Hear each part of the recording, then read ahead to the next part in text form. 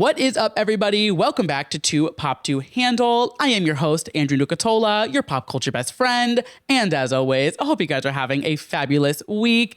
And if you follow me on any of my social media platforms, you know that I have had quite the fabulous week myself. I don't even know where to begin, honestly, because there has been so much that has happened in the last 7 days since we last spoke. And if you listened to last week's episode, I dropped a hint and said I had something really exciting happening with the Tony Awards. I couldn't have even been prepared for what was to come last week when I said that. I recorded last week on Tuesdays, as I do. And at that point, I had recorded content with Pink on CBS Mornings already for my job. And it was so incredible to even have the tiniest sliver, to dip my pinky toe into some of the content creation aspect of the Tony Awards. Because as a theater kid, I've been doing theater, well, not anymore, but I did theater from 4th grade until senior year of high school. I've always loved Broadway. I love performing. I think it's such a incredible art and an incredible thing to be able to consume. And I've always loved theater. So the Tony Awards are always some sort of a Super Bowl for me, as it is for so many other theater kids. So just getting to do that content with Pink was so beyond, because it was so exciting that she was hosting the Tony Awards. And we'll get into the nooks and crannies about the actual show in a bit. But when I recorded last week, all I knew is that I did that on Monday. And then on Wednesday, I was going to the opening, the Tony's opening number rehearsals on Wednesday. And that was supposed to be the end of my Tony's run, other than covering it on socials for the CBS platforms. And then things quickly just unraveled into this crazy, I don't even know what to call it, because I ended up at rehearsals every day after that, Wednesday, Thursday, and Friday, watching all of the performers rehearse, making content with all of the cast members for our brand channels. And not only that, I then got to attend the Tony Awards on Sunday night, capturing content on the carpet, capturing content backstage with all of the performers. I was with the Cats, the Jellic Ball cast, as they won Best Director. It was truly a theater kid's dream come true. And I'm still not over the fact that all of this happened. And I don't get starstruck.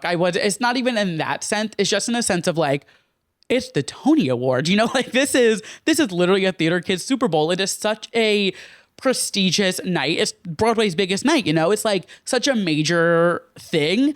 And it's just so sick that I was able to be some part of it. I'm still buzzing from it. We will chat all about Tonys and the rehearsals and everything about it, because there were some fun little things that happened in rehearsals and then aired on the show that were a little different. It was just really cool to see the rehearsals kind of come together and then see what happened on stage, and just really, really fun stuff happening last week at work that I'm very thankful and grateful for, as I always am, for all of the experiences, whatever.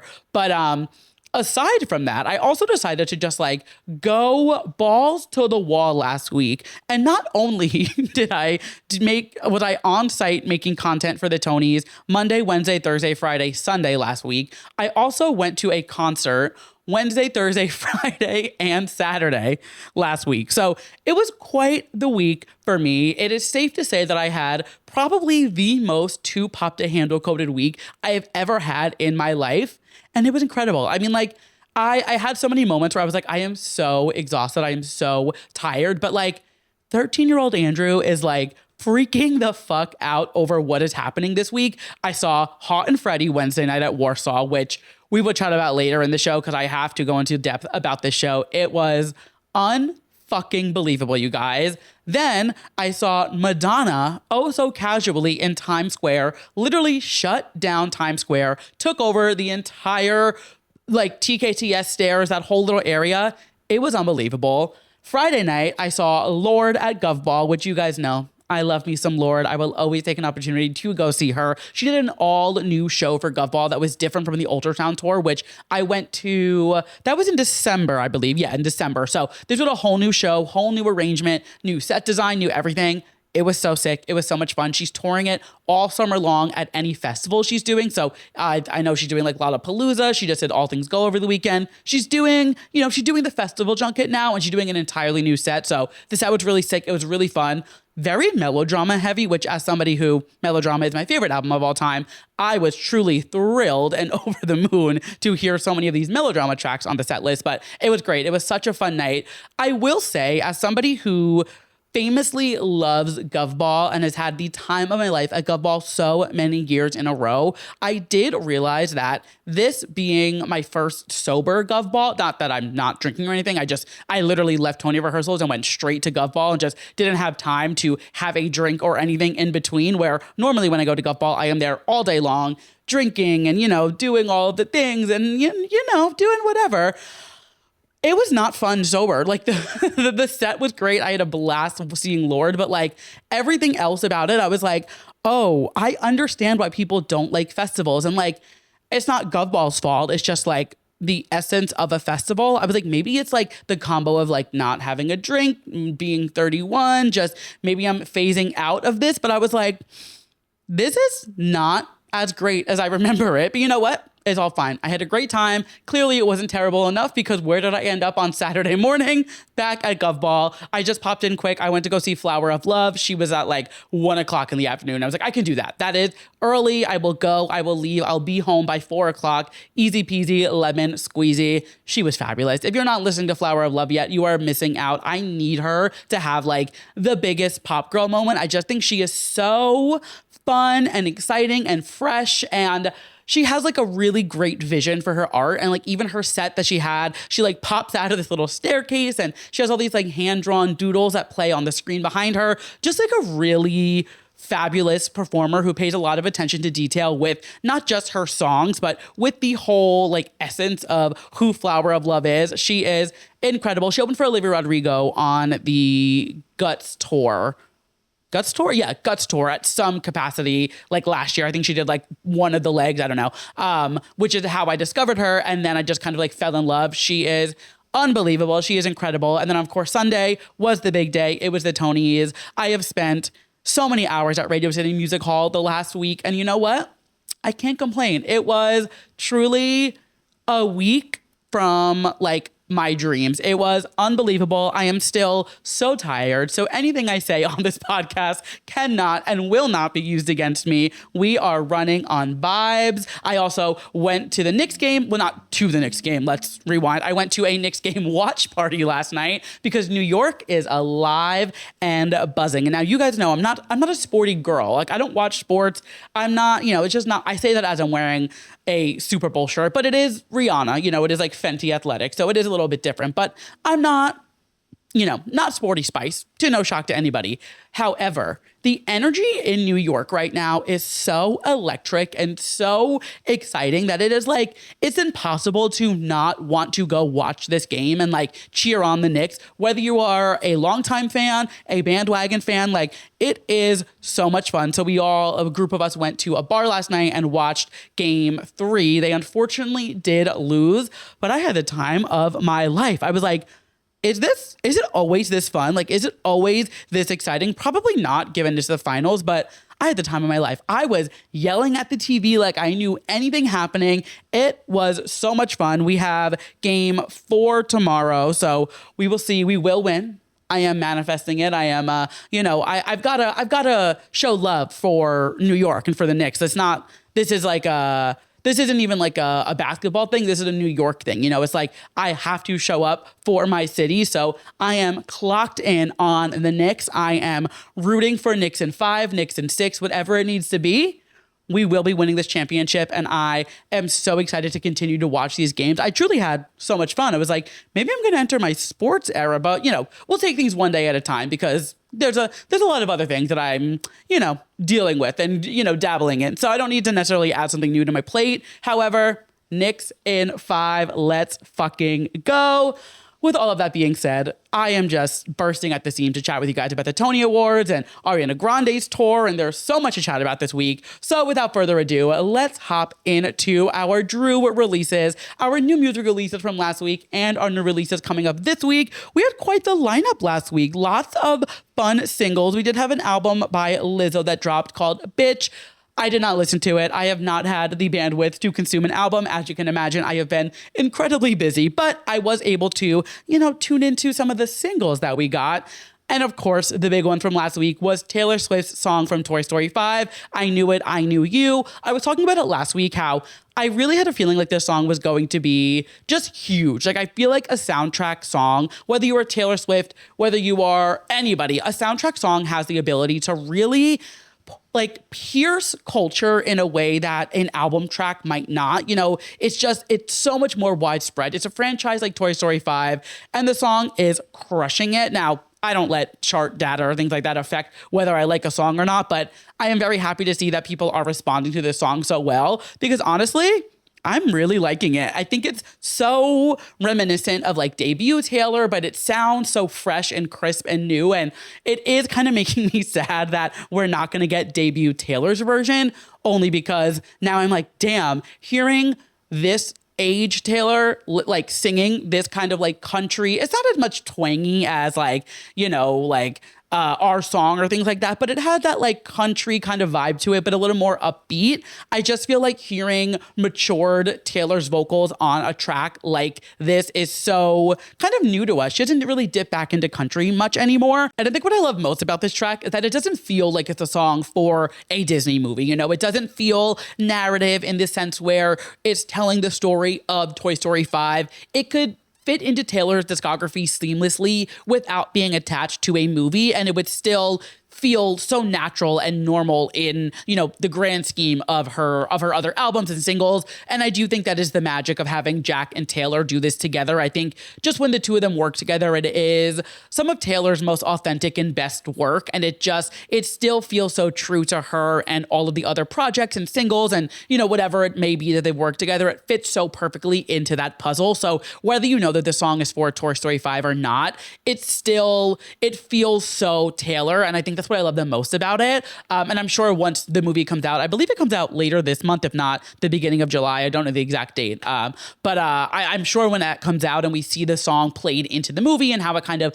moves the story along, it will pluck at people's heartstrings even more. And just kind of, have I think it's going to keep having resurgences as Toy Story 5 comes out and, as just the song can continue to grow. But I am loving it. Very happy with its release. Very happy that it's not a sad ballady song. I thought we were going to get something kind of depressing, very a la Toy Story 2, that song that they sing with Jessie or whatever. I forget what the song is called, but it traumatized all of us when we were 7 or 8 years old. Very happy we're not going down that route. And I'm really liking this release. I think it is a really big stamp in Taylor's passport, which is, a very hefty passport to have. The next release that we had was Madonna, her third single from her upcoming album, Confessions 2, Love Sensation. I am just so thrilled for this album to come out. I just think it's going to be the soundtrack of the summer. I do wish it came out a little bit earlier than July, though it does drop July 4th weekend, which is kind of fun. We can kind of, go into that era of the summer. I feel like summer's kind of broken into a couple of different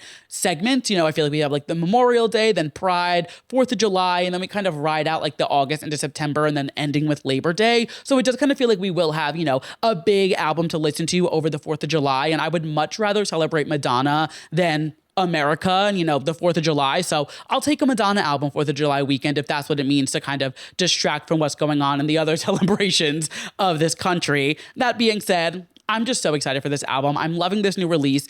She has confirmed that there is a continuous album what's the word? It's a continuous track album. So the songs should all bleed into each other, which I was a little concerned about when we were getting singles that kind of jumped around. I wasn't sure if they were going to bleed into each other the way that the first part of Confessions does, but there is a vinyl variant that is a continuous play. So I imagine that the album is going to fit that as well, or she will release a version that also does the same. Nonetheless, I am putting all of my faith in Madonna for this album. I haven't watched the new visual album that just dropped, which which has, I think, 4 new songs that we haven't heard yet. I haven't got around to watching it, but I'm sure those songs are great. I'll watch it eventually and I'll let you guys know what I think.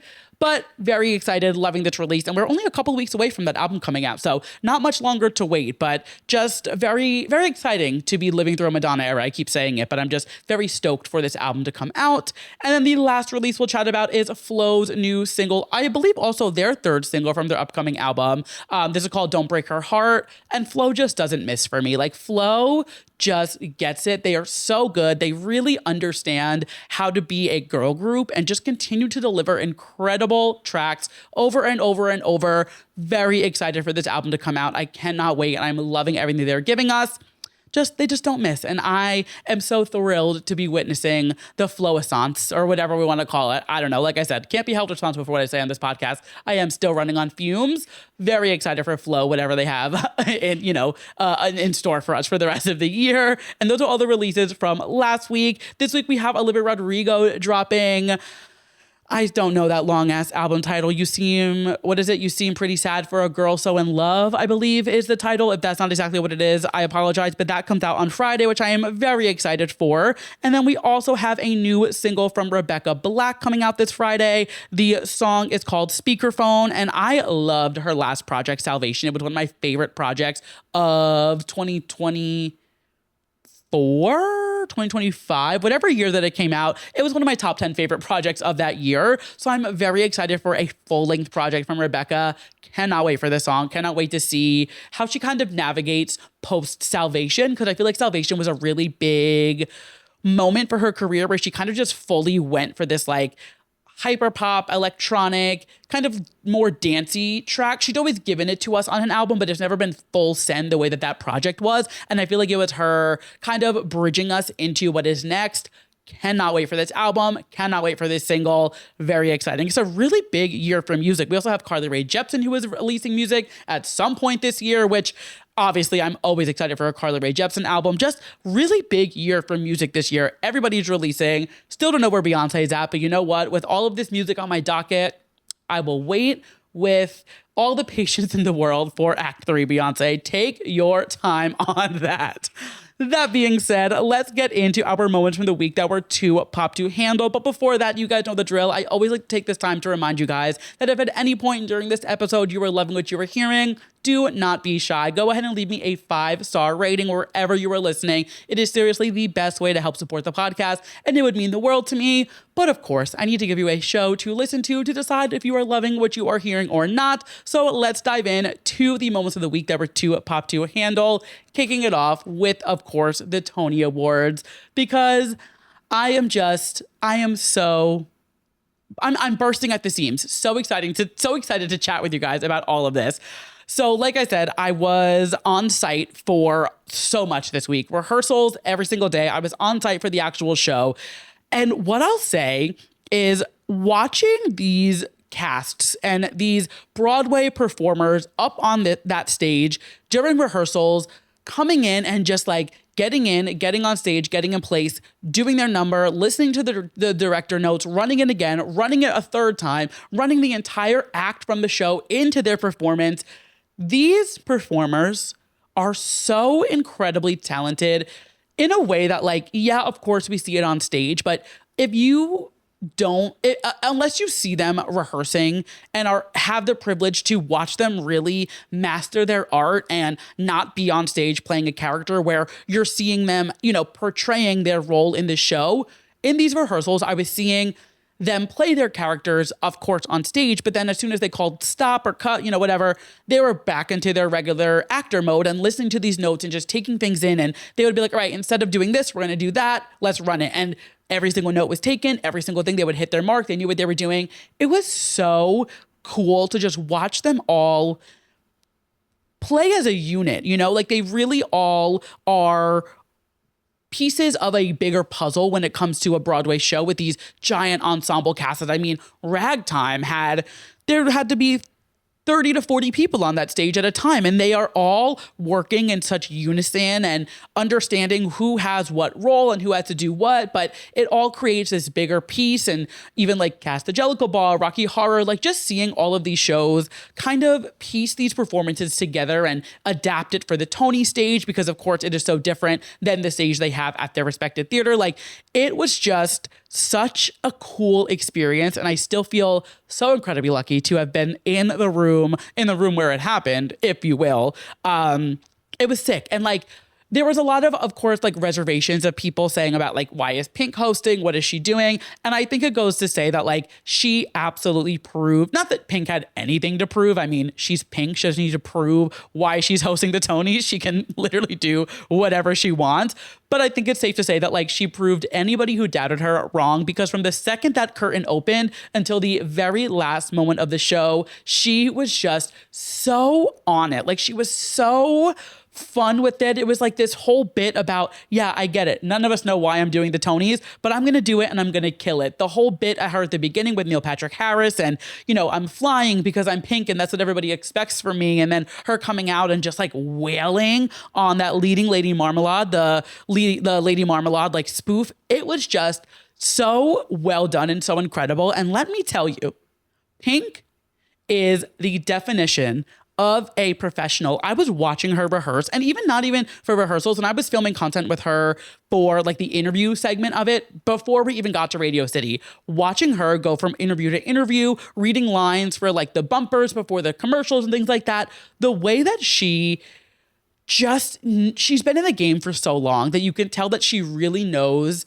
what she needs to do. She was like on stage rehearsing the opening at one point, and she was like, oh, my in-ear is counting at a wrong time. I can hear this bass line over. Like, she was just calling out all these little technical things that I'm sure a lot of pop stars today don't think about or know how to, you know, how to call these things out. But because Pink has been doing this for decades at this point, I mean, she's 46, and she's been making music for as long as I've been alive. I feel like I can't remember a time in my life where Pink wasn't releasing music realistically. And just seeing her artistry and her craft come through, even in a space that isn't her domain, you know, whatever you want to call it. It was so incredible to see her bring the show to life from rehearsals to the night of show. And every time I saw her backstage during the show, she had the biggest smile on her face. She was so kind to every single person who was backstage, whether you were, you know, it was me with the phone trying to film content, or it was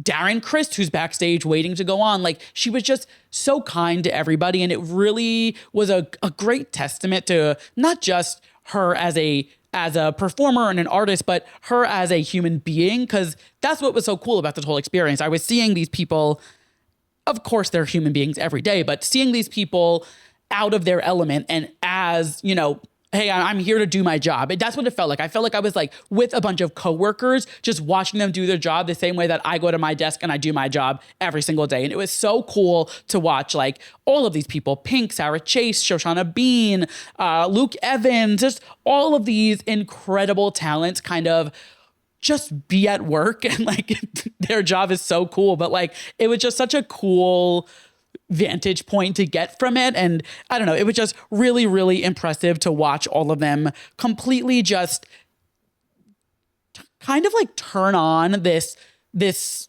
professional mode. And then as soon as they were off stage, they were like goofy making TikToks with me, and they were all so excited to make TikToks, and they were like willing to do silly dances. And I had like Andrew Reynolds and Josh Gad walking towards me as if they were like Whitney Levin and Taylor Frankie Paul in the Secret Lives of Mormon Wives intro. And like, it was just so cool to see them just being like regular people, you know? And like, I don't know, it was just a really like a once in a lifetime kind of feeling experience. And it was such a cool moment every single day to live through. It was really, really cool. But that being said, let's get into the show, because there was so much going on. I mean, that opening number was so incredible and so well done. I think the way that they wove each of the shows into it, and the jokes that they made, and just the way that they really highlighted all the shows and the leading ladies in the audience, and just everything about it was so celebratory, as the opening number should be. And I think they really they hit it in a way that was so perfectly done that even people who aren't tapped into Broadway that much, maybe they were only watching for Pink, maybe they caught it on social. We all know Lady Marmalade. It's one of the most iconic songs of all time. And I feel like just looping that in was so smart. And yes, it was a little obvious to have Pink do that with the Moulin Rouge of it all, but the way that they took that song and completely reworked it and made it so perfectly fit for this Broadway season was so perfect.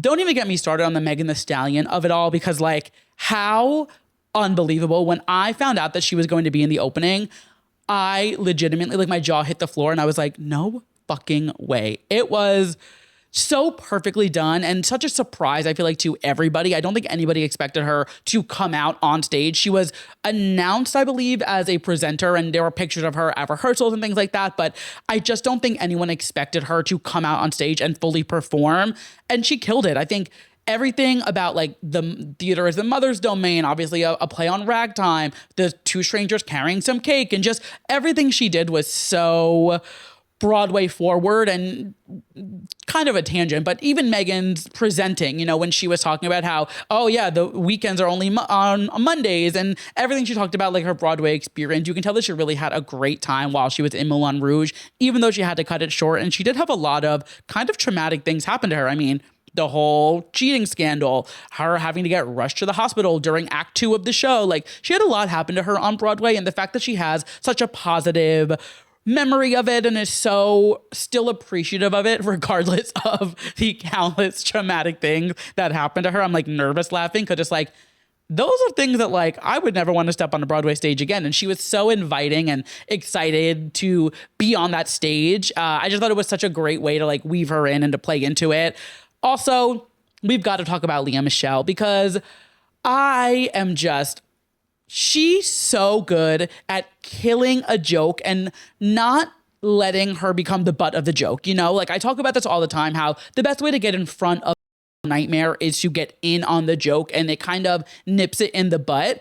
Obviously, the whole joke about her not knowing how to read, she has now constantly made references to that. And it's still funny, of course. You know, we still make jokes about it, but it did kind of lose the edge as soon as she got in on the joke, because it's like, oh, she thinks it's funny. She's laughing at it with us. Like, not funny anymore. It kind of kills the joke. And her coming out, and this was a surprise to me, actually. I had no idea Lea was singing this line in the opening number because she wasn't at rehearsals and no one said it was going to be Lea doing it. So when I saw her on the screen backstage, I was like, holy shit. Like, it was such a for her to like sprinkle it in, and she's saying, we don't do it for the awards, which of course she was not nominated for Chess, and she famously wasn't nominated for Funny Girl because she wasn't she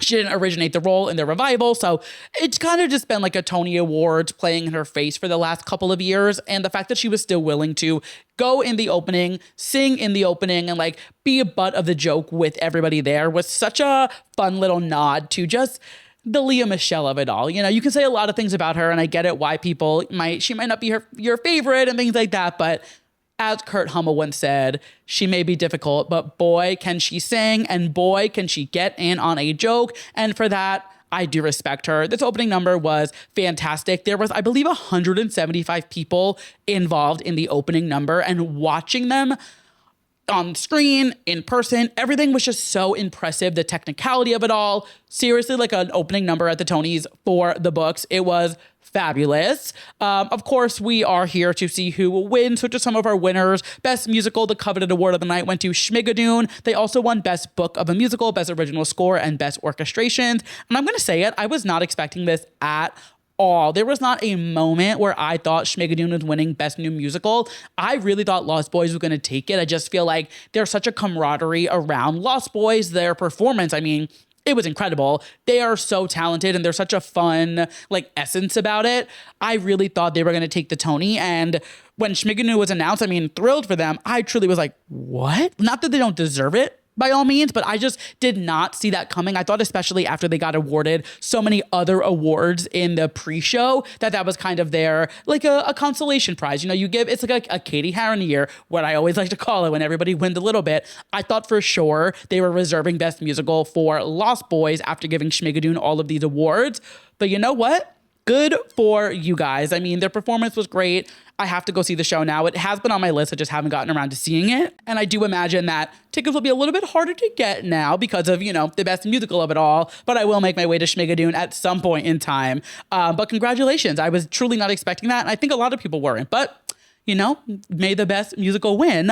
And then for best revival of a musical, we had Ragtime, as well as best actress in the musical going to Casey Levy and best actor going to Joshua Henry. Joshua Henry pretty much had this locked in from the second he stepped on stage at previews. I feel like people have been campaigning for him to win this Tony, and I haven't even seen the show, but I even knew that it was kind of a shoo-in for him. I'm not shocked at Casey winning. I just, I feel like the real camaraderie was all about Joshua taking home his Tony. Seeing the two of them win it back to back was so incredibly special. And I will say, best revival, I wasn't sure where it was going to go. As the night was going on, I kind of ruled out Rocky Horror kind of early into the show as soon as Cats won Best Direction after also winning Best Costume Design and Best Choreography. I was like, all right, I think it's going to be between Cats and Ragtime, which does pain me to say because I loved Rocky Horror. I thought it was a fantastic production. But of course, awards are subjective. It doesn't mean that the show is bad by all means. It's just there's only one show that can win, and it wasn't Rocky Horror for any of their nominations, but it is what it is. But I was kind of like, I was holding my breath at Best Revival because I didn't know where it was going to go. I knew it was going to be Cats or Ragtime, but it could have been like a 50-50 shot, honestly. And it ended up going to Ragtime, which I think is incredibly well-deserved, obviously. I mean, anybody I know who has seen the show has told me that they literally leave it weeping and are just so moved by it. So I need to get a ticket to see that. It has been on my list and I just haven't gotten around to seeing it. Similar to Schmigadoon, I'm sure it will be a little bit harder to get a ticket now that they are both winners. But you know what? Hasn't stopped me before and it's not going to stop me now. For featured actress in a musical, we had Shoshana Bean winning her Tony finally. I believe this is the third time, maybe third year in a row, or at least like within the last 3 or 4 years that she's been nominated in this category, and she finally won. Her reaction backstage after winning was truly probably my favorite reaction of the night when it comes to like individual actresses and actors taking their awards backstage. She was just so... You could just see it in her eyes that she was like, holy fuck, it finally happened. And I mean, it's so special knowing that Casey was originally supposed to play this role in Lost Boys, but she ended up dropping out because she didn't want to leave Ragtime just yet, and Shoshana filled it in. And now the two of them both ended up winning Tonys for their respective shows. Just a really fun celebratory moment. And, you feel like stepping out of a new Broadway show might be a bad move for Casey, but she knew it in her gut and then opened up this door for Shoshana. And it's just such a celebratory and exciting moment for so many different reasons. So very exciting to see that. And then for best featured actor, we had Ali from Lost Boys as well. His speech was just so incredible and so moving. And like the fact that I think he's like 26 years old and he had the balls to go up there and like say all the things he did about Palestine and, just really use his moment to highlight some things going on in the world. It was very admirable. And I think he, from what I saw, at least from his performance, obviously incredibly talented. And I'm very happy to see him winning, and I was thrilled to see his speech. So very exciting night there. And then, as I said, Kat's Jellicle Ball took home Best Choreo, Best Direction, and Best Costumes, which is incredibly deserved. I mean, I love this show so much. I can't say enough good things about it. And to see a show that celebrates like Black culture and Black trans women and house culture and queer culture and all the things that the country is so against, being so celebrated and loved and just, uplifted is so exciting. And we need a show like this right now in the current political climate of our country. And I just cannot say enough good things. And I urge every single person, go see this show. It is worth every single penny. And just seeing the cast celebrate winning Best Direction backstage. And that was the thing with the Tonys that I really didn't realize. Everybody is friends with each other. Even if you are in competing shows, everybody knows each other. Everybody has worked on shows together, and you swap casts, and if you're ensemble, you're in this show, then you're in that show. If you're a leading role, maybe you jump around, or you did a show with somebody 5 years ago, or, whatever it may be. I feel like your paths cross a lot more on Broadway versus working on an album for, like a Grammy cycle or a movie or things like that. So seeing everybody celebrate each other, even when it was their show losing or their show win, it was just such an electric celebration in the room that you really like, I wish I could bottle it up and like keep it with me at all times when I need a little pick me up, because it was like nothing I've ever experienced before. It was just such an insane feeling. And you could feel it through the TV too. Even when I watched the ceremony the next morning, like there's such a excitement in the room because, like I said, everybody's worked together, whether it's with this producer or this director or this costume designer, or you guys co-starred in a show together, or you were ensemble in this show. And now there's just so much overlap in the theater community that it's so fun to see. Even when you lose, you're celebrating somebody winning because you know somebody in the cast or you love that show. And it's just a really, really cool energy. I also think the performances this year were just out of this world. I mean, that Lost Boys performance when they came up from the floor on the lift and like the smoke and the fire was insane. It goes to, no surprise, Rocky Horror was unbelievable. I mean, Luke Evans is just a force to be reckoned with, and him coming out and taking off that jacket and like stomping down those stairs in those heels. And it was just, every performance was great. Katz killed it. Schmigadoon killed it. There really wasn't a single thing. Oh my God, Leslie Odom Jr. singing Without You from Rent. I damn near fell to the floor. Like, Rent is my favorite musical of all time, and I was a little upset that they weren't celebrating the 30th anniversary of it at the Tonys, but as soon as Leslie started singing Without You, I was like, holy fucking shit. This is what dreams are made of. It was just the most beautiful thing I've ever heard in my life, and it was just from the opening to the very last moment with Lorne Michaels closing the show and Bernadette Peters presenting the award. Like, it was just such a night of celebration and icons and everything, and I can't get over it. Like, I would be this excited about the show even if I was sitting on the couch and watching it, because I just feel like this Broadway season has really been one for the books. But I feel so thankful and grateful that I was literally in the room watching all of this happen, and like just like bucket list kind of things, and it's just like so sick to have been a part of this. And to anybody who was liking my content from the Tonys over the weekend, and last week while I was making Mackenzie Kurt say Schmigadoon's performing at the Tonys 4 times in a row, or, making Kat the Jellicle Ball, making Rum Tum Tugger shake his ass for me on camera. Yeah, girls engaged, you're welcome. I'm delivering what you guys want. It was just so fun to be so creative with these people that are so talented, and they were so willing to do our stupid TikTok ideas. So everybody who was, oh my God, I love this video, or sending me whatever, like, thank you for just admiring our stupid ideas and watching them come to life. And it was just such an incredible night. And I hope everybody just had the time of their life watching it at home, or if you were in the room or whatever it may be. Go support Broadway, go support theater if you can. I know things are expensive, but there are cheap ways. Like I said, the theater app, you can go rush it, you can go to Lottery. There are so many ways to see theater in a cheap way. And I feel like we live in an era where like a lot of shows immediately close kind of not long after the Tony season, because it's just like, all right, the fire's out, let's go on to the next one, because we all kind of think in like TikTok terms where we need to have a 5-second blip and then we're on to the next thing. So even if your show didn't win, if your show did win, if it didn't win, whatever it may be, go buy a Broadway ticket this week if you have the means to. Go support live theater, because it's such a beautiful thing, and it's such a art form that is like, you can't replicate the magic of Broadway and off-Broadway and local productions, even if it is a high school production. Just, I feel so inspired to like go see more stage shows every Tony season this year more than ever. So if, there's a show that you're thinking about seeing and you have the means to go see it, go support it. Stop putting it off, because I do the same thing. I just love theater. I love, I don't know. It was just such a cool night. And as somebody who was voted Broadway bound in high school, really fucking cool night. That being said, enough about the Tonys, because I have yapped about them for quite some time. Moving into our next moment of the week, that was to pop to handle. Ariana Grande has kicked off the Eternal Sunshine Tour, and there's some positive and there's some negative conversations happening online. We're going to start with the negative, and I'm going to try to nip this in the butt as quick as possible. A lot of conversations online about her body and how skinny she is, and concerns about her health and things like that. And I see the videos, I see the photos, I understand, yes, she is very tiny and very skinny, but I will say to everybody who is like think piecing online about this woman's body, we do not know this human being, This is somebody that we know through a screen or on stage or through their music. There's not many things that we can do to voice our concern, but all it's going to do is like make a bigger spectacle about it, which nobody wants, whether they're healthy or unhealthy.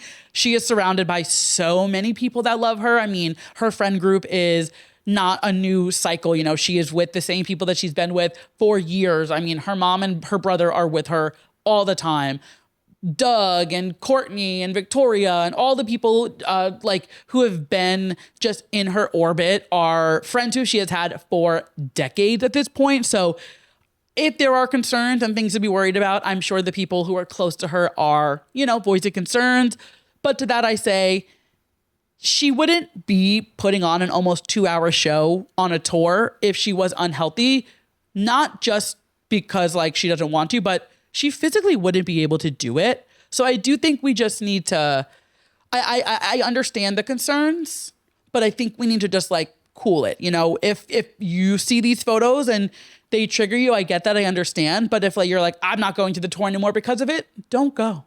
You'll probably make a bag selling your tickets. Like it doesn't need to be a whole think piece spectacle about her body. And I think it's just really gotten out of hand, even more so than the Wicked press tour. It's like been a constant conversation, and I cannot imagine what it feels like to be on the receiving end of that. And I just think we need to like nip it in the butt, and like the tour has just started and it's going to go on for months. So either get used to it, or like, I think we need to just like nip it in the butt and shut up, because we do not know this girl.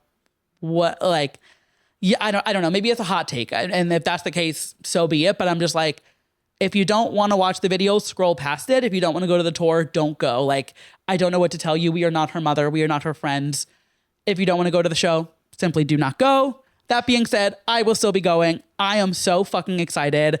There were some complaints about the set list saying that they wanted like sweetener songs in the set list and things like that. I mean, it's the Eternal Sunshine Tour. She has 2 albums that she hasn't toured in the last 7 years, Positions and Eternal Sunshine. So I'm not surprised that it is so Eternal Sunshine specifically, but also Positions heavy. I mean, maybe we could have done some more Position songs, but I do think as far as the set list, she hits all the things that she needs to. I mean, Honeymoon Avenue, unbelievable. Dangerous Woman, incredible. Seven Rings, one of my favorite songs. Of course, thrilled to see that. Like, I think the set list is exactly what I expected. And I love the fact that she is leaning into the Eternal Sunshine of it all. I mean, this isn't the Ariana Grande Eras tour. You know, I think we've all set our expectations very high after Taylor Swift's Eras tour. And that's not Taylor's fault. It's the user's fault for us expecting that from every artist now. You know, we're not getting that from every artist. This is an Eternal Sunshine tour. We're going to get mostly Eternal Sunshine songs. I don't know what the uproar about the set list is, but I think the show in itself looks incredible. I think the production is great. I think the interludes that she filmed are really well done. Though, like, the Wizard of Oz moment plucks at my heartstrings in the most perfect way. I mean, that is just it's just everything to me.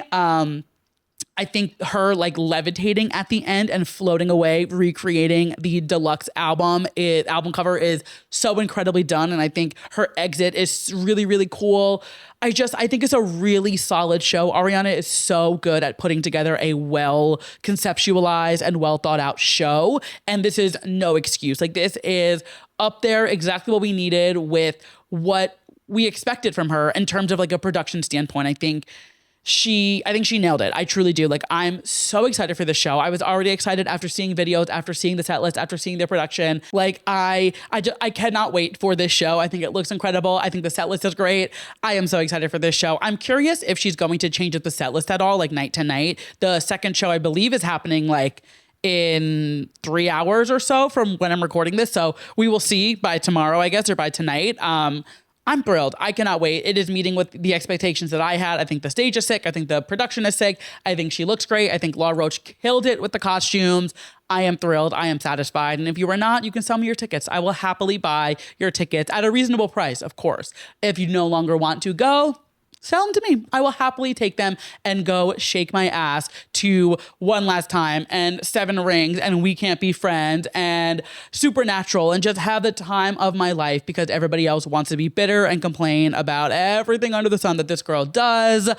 And staying on the topic of Ariana Grande, some other major news going on with her. Her and Ethan Slater have officially called it quits after 3 years of dating, TMZ reported. And apparently they split a couple of months ago, and they have just kind of kept it, under wraps and stayed friends and stayed cool and whatever. I don't know how I feel about it, to be honest. Part of me, I never thought they were going to be endgame, honestly. I didn't think they were going to get married and be together forever, but I did think maybe longer than 3 years, especially longer than this tour cycle. I thought at least it's the Eternal Sunshine Tour. She wrote this in that whole era of everybody hating her because she stole this man from his wife and, this whole situation. And, I just figured there was at least, some trials and tribulations to go through all of that. But they're done. They've called it quits. I do think it is a little crazy that there was so much camaraderie. I mean, I think literally on my first episode of the podcast ever, we were talking about the photo of them that came out, the first photo of them ever. I'm pretty sure that was literally my first episode. Which does make sense because we're coming up on 3 years of the show and they were dating prior to that. I'm literally looking at my episodes while I do this. But I just think literally my first episode ever, my description is celebrity couples, can't live with them, can't live without them. Tune in to episode 1 of Too Pop to Handle, where I'm giving my 2 cents on Taylor and Travis, Ariana Grande and Ethan Slater, Will and Jada, and Britney Spears' memoir, The Woman in Me. Wow. What a lineup that I had for our very first episode ever. But yeah, it has come to an end. I mean, I understand the think pieces about this one. I get why people are enraged about anything that happened with this because it was very crazy. However, I still think it takes two to tango, and we can't put all the blame on Ariana because Ethan could have stayed loyal to his wife and not left her or whatever happened. I just think this is a much more loaded thing. And as I said earlier, we do not know these people. We do not know what actually happened. And I just think it's well, on to the next one. It's it is what it is. The ponytail is back and Ariana is doing her thing. And you know what? As she famously said, thank you, next. TMZ did report, though, that none of the music on Pedal is going to be inspired by the breakup. This music nothing is about Ethan. It is not about the breakup. It does seem to be a very clean break and a very, they understood why it had to break. There's not much more details than that, but apparently nothing on Pedal is going to be about Ethan. So I guess we will have to wait and see what she is talking about on this album.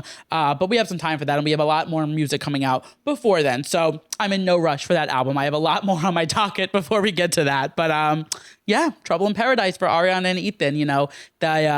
They couldn't make it out of Munchkin Land, I guess. Their love didn't exist outside of Oz, so it appears. Moving into the next moment of the week that was Too Pop to Handle, some other tour news. Charli XCX has announced the Music, Fashion, and Film Tour, which starts later this year in September, hitting cities including Philly, Brooklyn, Toronto, Boston, Washington, D.C., San Diego, L.A., and Glendale.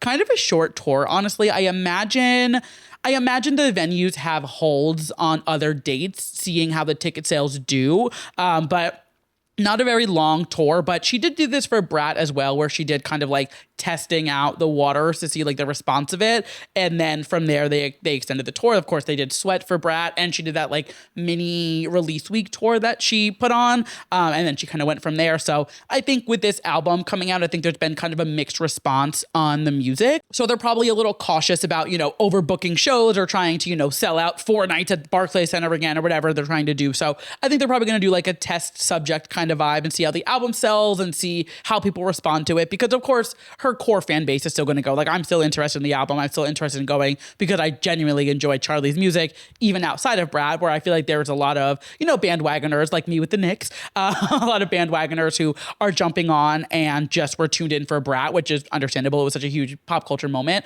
Also crazy that Brat came out 2 years ago this week. That feels incredibly fake because so much has happened in the last 2 years since Brat came out.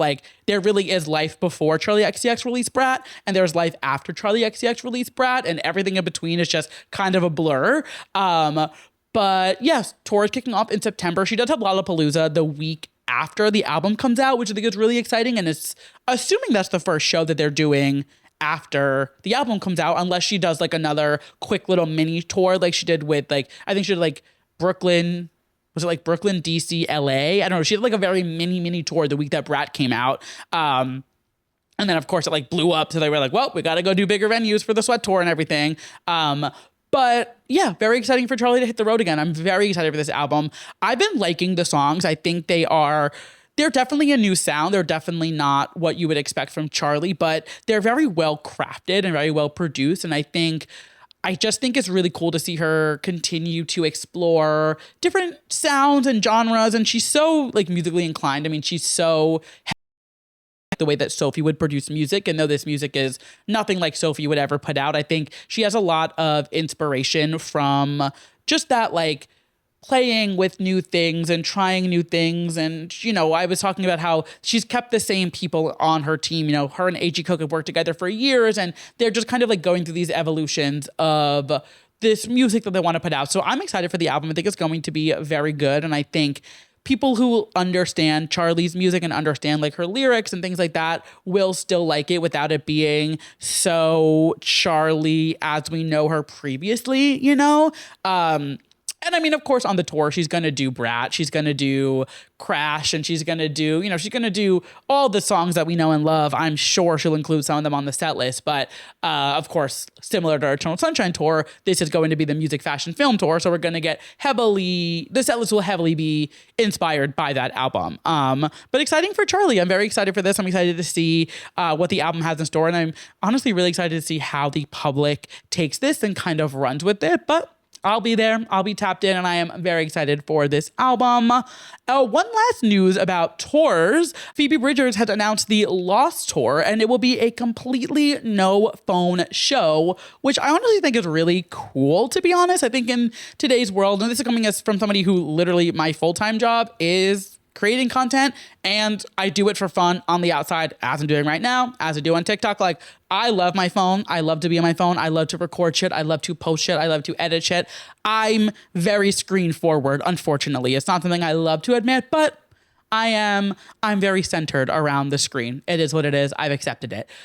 But I kind of love the idea of a show with no phones, because it really is, it puts you into it so much. You're so much more connected to the music and to what's happening. She just did a show at the Garden last week, and I think tickets were literally like $1 to $5, which is also unheard of.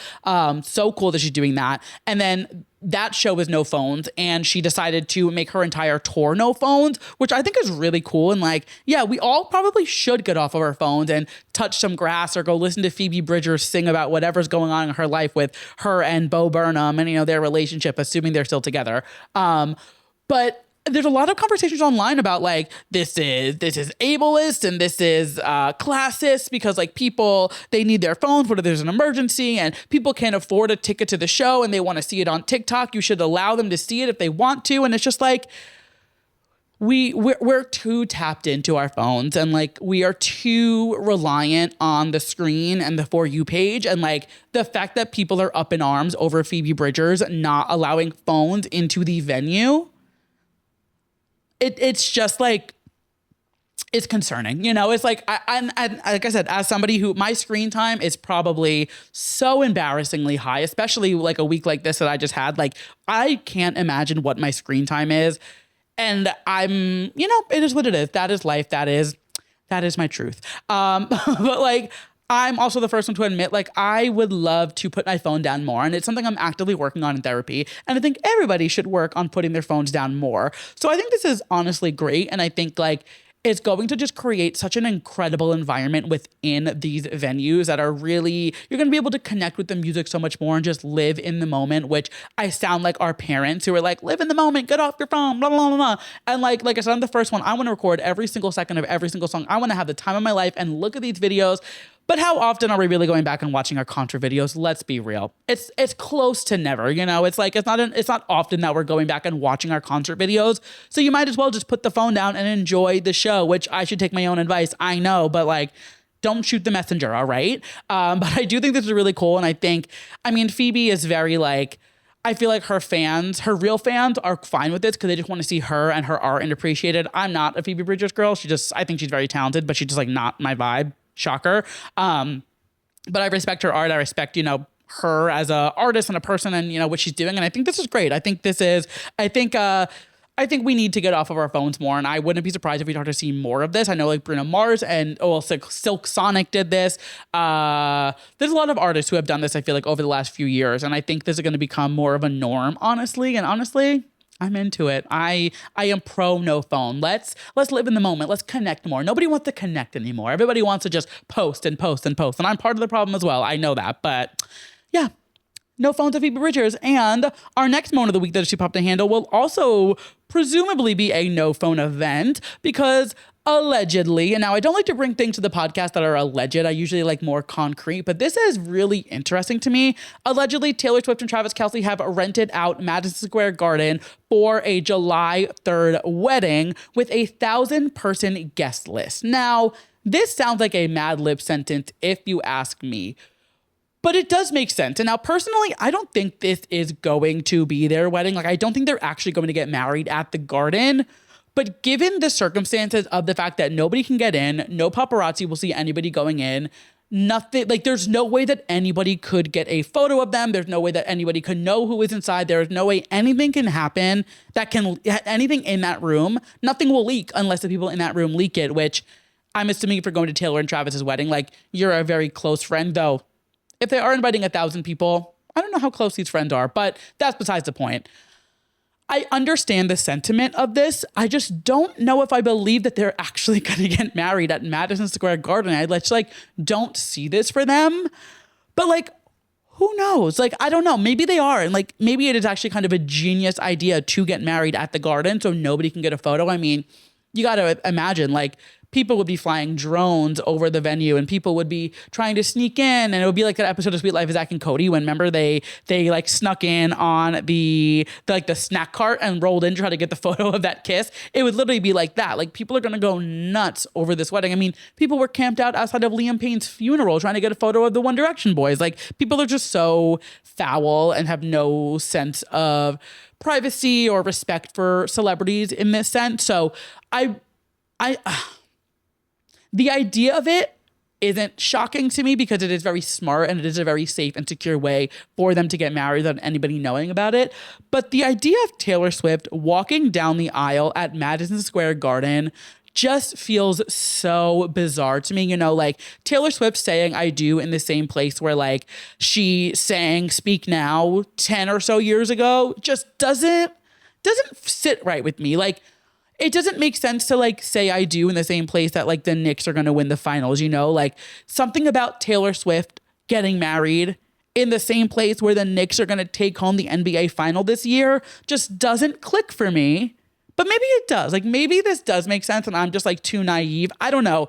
I personally don't think this is true. I think this is a decoy to throw everybody off to like think that they're going to get married at this venue and then like actually have a big rager somewhere else. And like, I don't know. Like, in my heart and soul, I don't want Taylor Swift to get married at Madison Square Garden. Like, I don't see that for her, you know? But if it does happen, color me shocked, not surprised kind of vibe. You know, I'm 50-50. I don't want this for her. But if it does happen, like, it is kind of genius and I do understand. But like, I want better for our girl. You know, she deserves her big fairy tale wedding, like on a beach somewhere or like something like bigger than, I mean, you don't really get bigger than Madison Square Garden. And like, how many people can say they got married at MSG? So like, maybe it does make sense.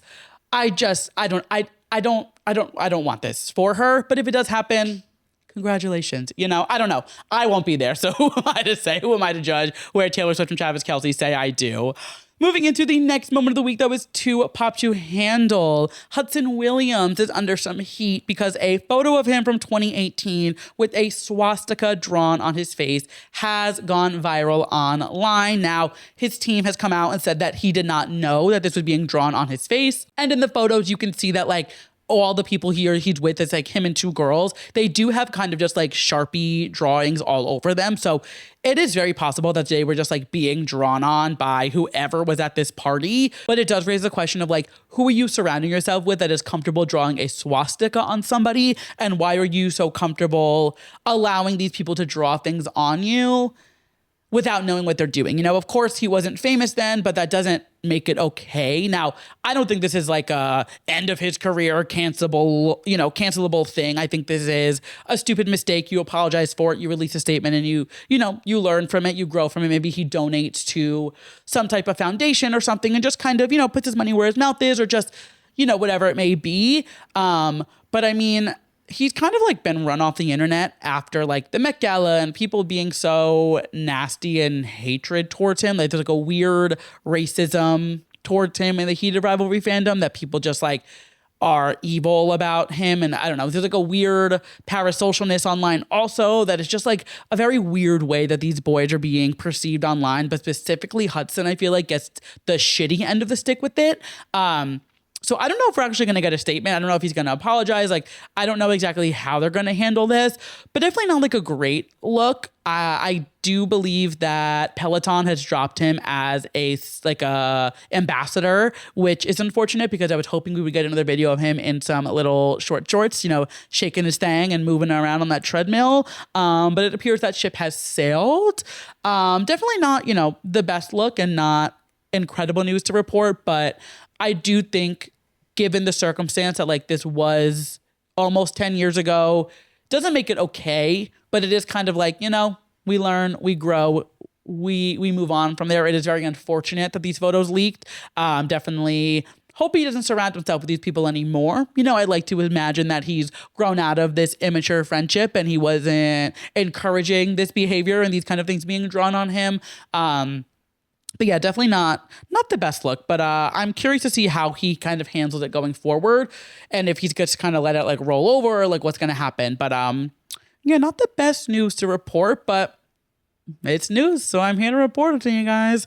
Moving on, some more positive news. Chappell Roan is the new face of MAC Cosmetics' latest Viva Glam campaign. She said that Viva Glam has always been about more than makeup. It's about showing up for communities and making real change. Being able to create these shades and know that every purchase gives back makes this partnership feel incredibly special to me. So she has dropped a line with 3 lip products encased in collectible tubes, including the Maximal Silky Matte Viva Glam lipstick and Unnatural Redhead inspired by her hair, Viva Glam Luster Glass Sheer Shine lipstick in Roan of Arc, and Viva Glam Lip Glass Air Non-Sticky Gloss and Damsel, both plum shades. 100% of these proceeds from these products will go to Viva Glam charities around the world advancing gender, sexual, racial, and environmental equality. And I just think Viva Glam is such a great cause. Of course, MAC has been doing this since I believe like 1994, I believe was the first person, and the first ambassador ever was RuPaul with that iconic Viva Glam shoot where, they're spelling out Viva Glam with RuPaul in different angles and different poses.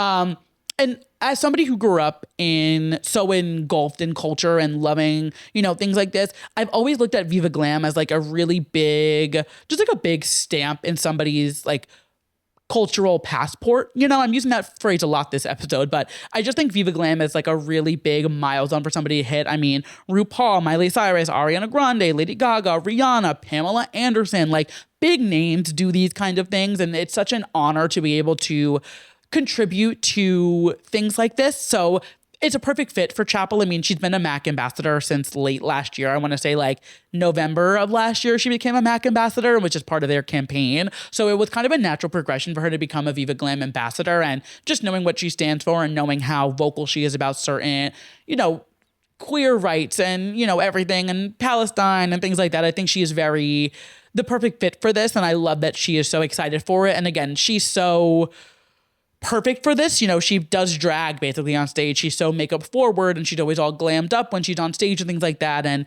there is like this drag persona kind of vibe that she has. And I think Viva Glam exactly fits exactly that. And I'm not going to lie. It's kind of nice to report news about Chappell Roan that isn't about the world hating on her. It's nice to report news that is positive about Chappell Roan because you guys out there, you really like to dog on my girl. So seeing something like this and seeing her, uplifted and celebrated and doing good things for the community, I love to see. And like I said, Viva Glam is always like a huge thing. I feel like for me, at least, I don't know, maybe it was just like the Tumblr subculture I was a part of. And like when Miley's Viva Glam campaign launched, like I remember so vividly seeing those photos for the first time and being like gagged by it. Like it was a huge deal. And I feel like Viva Glam it like comes and goes. I feel like in like the 2010s, it was a huge thing. Like the girls were really out and about doing Viva Glam. It was like the creme de la creme. And some years, you know, it's bigger. Some years it's not. I think Kim Petras did it last year, which is big to some, but not to all. I hate to say it, but it's true. But I do think like Viva Glam as a whole is a huge thing for anyone to do. And I look at it as like a big moment in anybody's career when they get to be the face of this campaign. So very excited for Chappell and very fitting for her. And then the final moment of the week that was too pop to handle will perfectly segue us into our TV recap.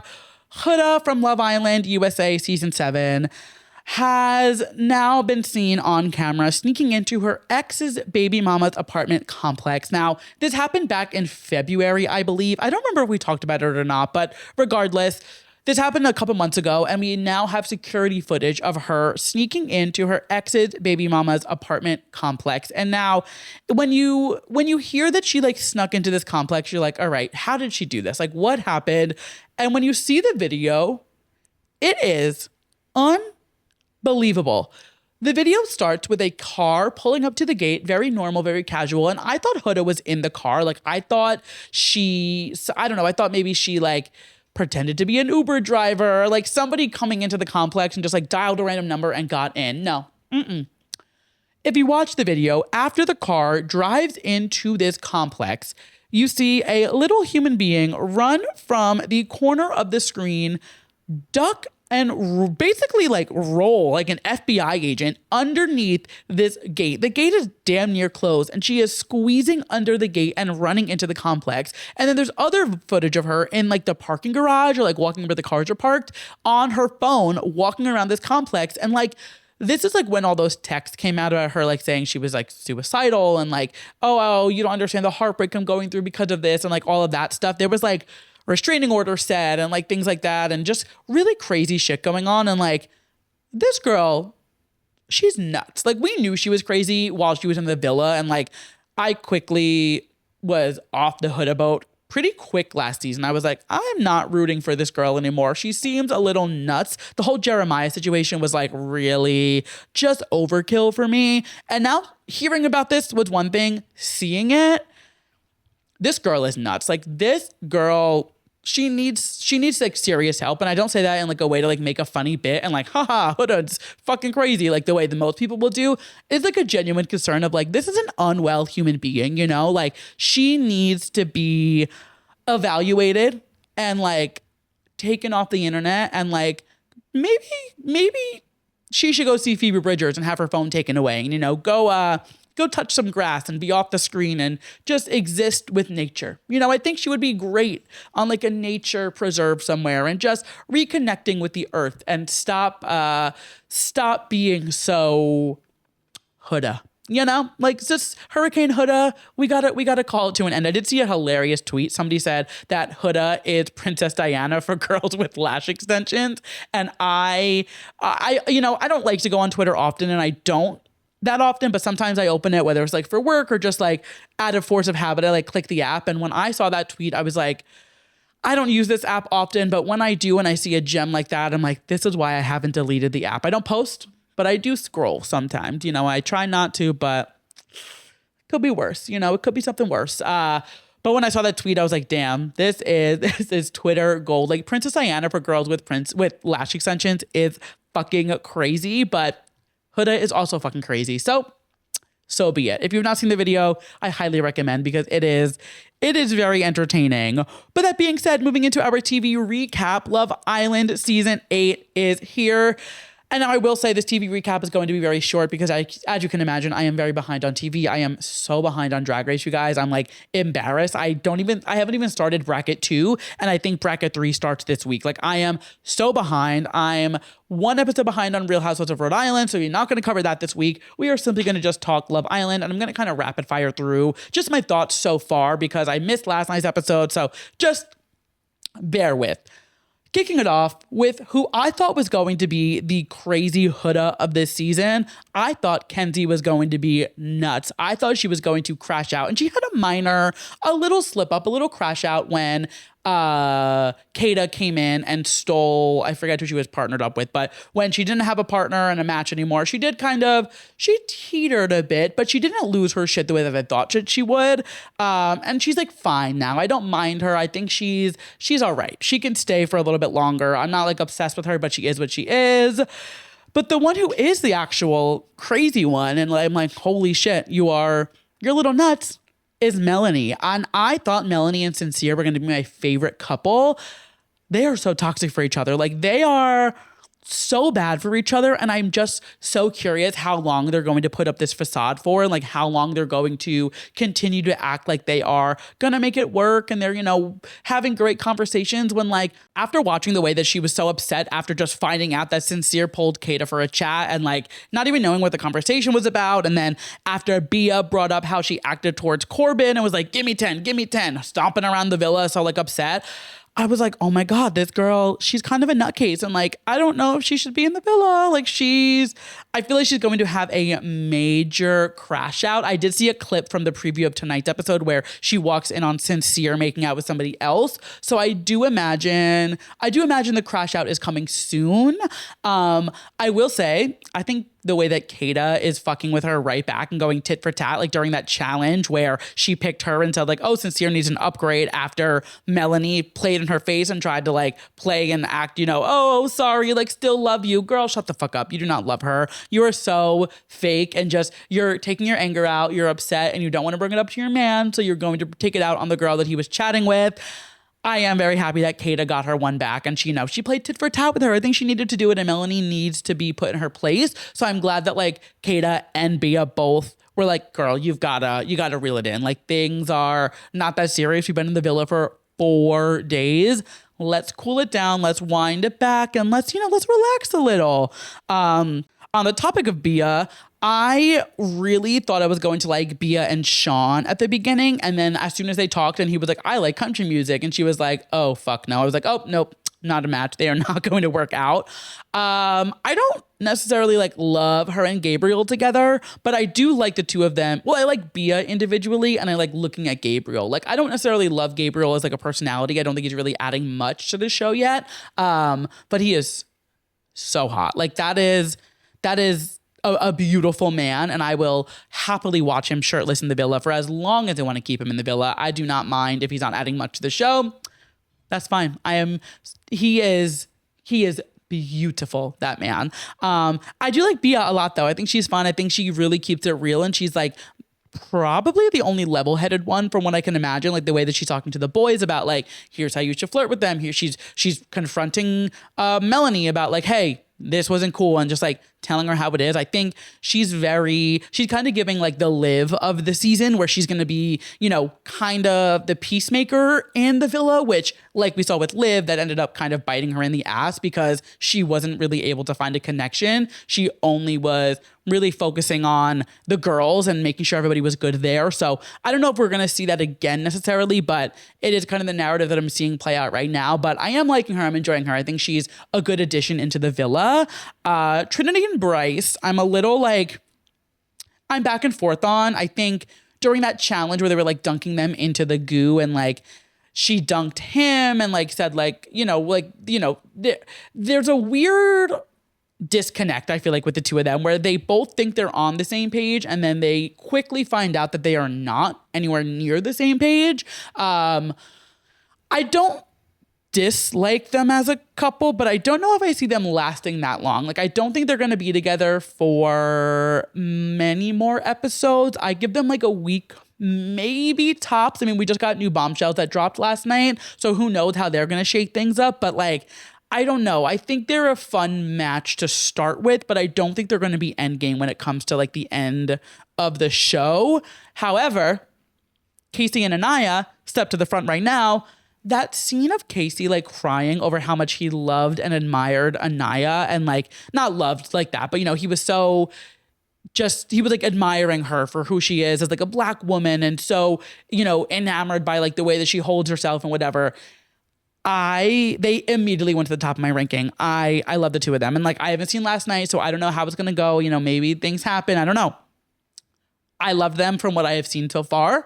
I think they have potential to go very far in this season. I think they both clicked well. I think they're both there for the right reasons. And I'm very excited to keep watching them. Who else do we have? Corbin coming in as just like the bombshell of all bombshells. But then like being incredibly annoying when he opens his mouth is such a letdown because it was such a fun way for him to come into the show and like the sneakiness and the challenge and kissing the girls and, you know, the whole thing. And then he goes into the villa and he's kind of just like a wet rag. It's like, I'm happy that Kata was like, no, I'm not kissing you. Like, get out of my face. Yeah, I don't know. I'm like on the fence with him. I'm not even on the fence. I would say I'm like 70-30, 70 I'm out, 30 I'm in, only because I'm like, okay, you are good looking. Like maybe there's a redemption. Maybe you're just like, you're on some hot boy shit. You're like, oh, I'm a bombshell. I can do whatever, blah, blah, blah, you know. But I'm not sure. I don't know. Something about him just doesn't sit right with me. Who else am I missing? Zach. Charli. Oh my God, that's his brother. Zach. He's fine. I think everyone's like swooning over him for he's very, very attractive, don't get me wrong, but everyone's like, oh my God, he loves films, not movies. It's like, yeah, it's just like another word for movie. I think people are a little blinded by his beauty, if you will. But I will say, the genes in those boys, those are two very attractive men. And, you know, their parents, they're doing something right, the way that those boys are, the way that they're looking. Very, very good gene pools that they got over in that family, I will say. But we're like 1 week into Love Island. So, you know, it's still kind of testing the waters. It does feel a little overproduced so far. Like it does feel a little like they're trying to replicate the magic of season 6 already, which is just like the reason season 6 was so good was because it was organic and just kind of happened. And it was like lightning in a bottle, and it hit because it was so unexpected to.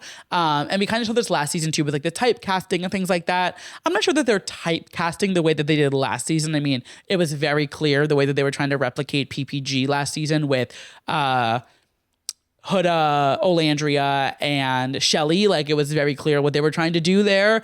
This season is not so obvious, but I do think they're trying to overly produce it to like give us what we want to see on TV, which is still entertaining. I'm very entertained by the season so far, don't get me wrong. But it is obvious that like the producers had their hand in the villa very heavily. But we're a weekend. Obviously, I am nowhere near tapped out. I am actually completely tapped into this season. I'm very excited to keep watching. But yeah, that's Love Island so far. You know, keep it updating as we go. I'm thinking just like weekly recaps here. If anything major happens, I'll share on TikTok on my personal, but like I'm thinking just like weekly recaps, the highlights, we'll chat, we'll see what's going on, and you know, see as the bombshells continue to enter the villa. But with that being said, like I said, a short TV recap this week because I am behind on my television because I was at Broadway's Biggest Night. I just need to remind you guys over and over. I'm so sorry. I promise I won't talk about it again, but like, just a big deal. Which means we've made it to my final segment of the week, my yes and my mess. My yes being something I am loving and my mess being something I am not loving. And we always start on a high note. And of course, the obvious yes of the week is the Tonys and just all of it. But I'm not going to talk anymore about this fucking award show. So my yes is also something that honestly is like probably just in line with how incredible that night was, is the Hot and Freddie Big Disgrace tour that I went to last Wednesday night at Warsaw in Brooklyn. I can't get over what I saw on that stage, genuinely. And like you guys know, I go to a lot of concerts. Like I said, I went to 4 shows last week. 4 days in a row, I was at some sort of concert. I love going to shows. If I could be at a concert every single night, that I would. This show was probably the best show that I have seen in a long time. Like, obviously take out like the Beyoncés, the Gagas, like, yeah, of course. But in terms of just like a small venue type show, you know, Brooklyn Paramount size, Terminal 5, not that I go there often, but I've been there, you know, whatever. Irving Plaza, Webster Hall, like those size venues, like think about shows in those capacities. This show was so fantastic, not just because of how incredible Hot and Freddie are, and like, I love their album so much. If you're not listening to Big Disgrace, you are missing out on truly some of the best music released all year long, I think.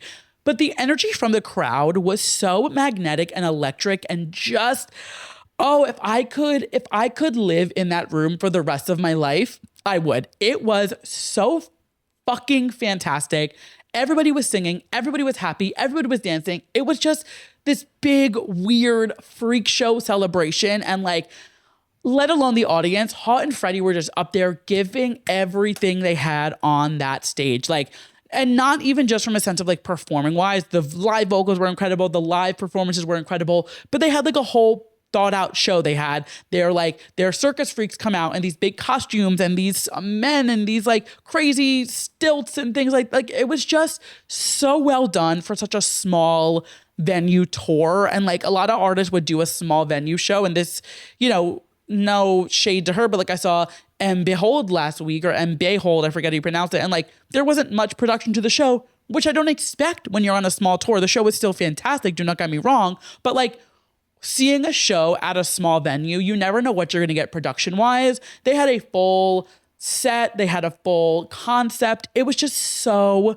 well done. And like, I need to go see them again ASAP. Like, I need to be in a room watching Hot and Freddie perform every single night of my life because it was so unbelievably incredible. Oh my God. If you have the opportunity to go see them, please go do it. It was unreal. It was unbelievable. I could do a whole episode just about it. Like, I truly could talk about it for hours.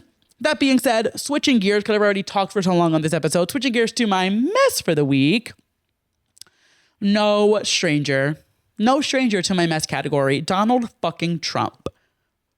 The reason the Knicks lost last night is because Donald Trump was at the game. And not only because his just like terrible loser energy was in the room, he brought such a damper to the Knicks parade, making everybody go through all of this security and all of this. They had to get there 2 hours early. There was a walking ban by the Garden. You couldn't walk from 31st to 35th. Like, he truly had this whole big to-do. No bags allowed inside, so Jordan Woods couldn't bring in her lucky bag. He did all of that. Donald Trump made New York's biggest night miserable to fall asleep in his suite.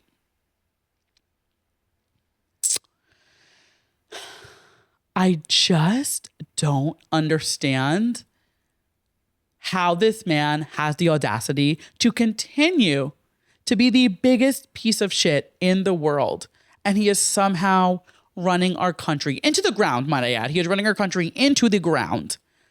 But in everything he does, it is so terrible and just brings the worst vibes to every function possible. It's really crazy the way that he can just turn somebody's best day into the worst fucking day ever. I'm not going to keep going, because if I keep going, I'm going to get myself in trouble, and I'm going to ramble, and I'm going to go on for hours and talk about how fucking terrible Donald Trump is. And we all know that. We all understand that he is the worst fucking human being to walk on the planet. But you know what? Knicks in 5. Let's fucking go Knicks. We are going to take it home. I love basketball. I love New York. I love Zoran Mamdani. And I love the Knicks. I do. What can I say? I'm having the time of my life celebrating this moment in history. Call me a bandwagon. That's fine. I'm not ashamed of it. I don't care. It is what it is. Speaking of bandwagons, I'm so behind on Summer House. I'm so sorry. I will catch up. I need to watch part 2. I will watch part 3, and we will recap the whole thing next week.